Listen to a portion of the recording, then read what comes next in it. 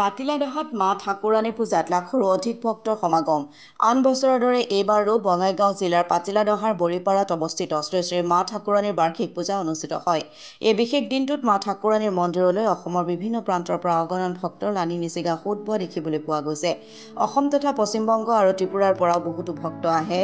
পূজাস্থলীত হেজাৰ হেজাৰ ভক্তৰ সমাগমে সমগ্ৰ পাতিলাডহা অঞ্চলতে এক আধ্যাত্মিক পৰিৱেশে বিৰাজ কৰা দেখিবলৈ পোৱা গৈছে। সকলো ভক্তই প্ৰতিটো বছৰে এই বিশেষ ঐতিহ্যমণ্ডিত শ্ৰী শ্ৰী মা ঠাকুৰাণী মন্দিৰলৈ আহি পূজা পাঠ আগবঢ়ায়। ভক্তসকলে ইয়াতে হাঁহ, ছাগলী, পাৰ ইত্যাদি বলিৰ কাৰণে দান কৰে আৰু ইয়াত বলি দিলে মনোকামনা পূৰ্ণ হয় বুলি লোকবিশ্বাস আছে।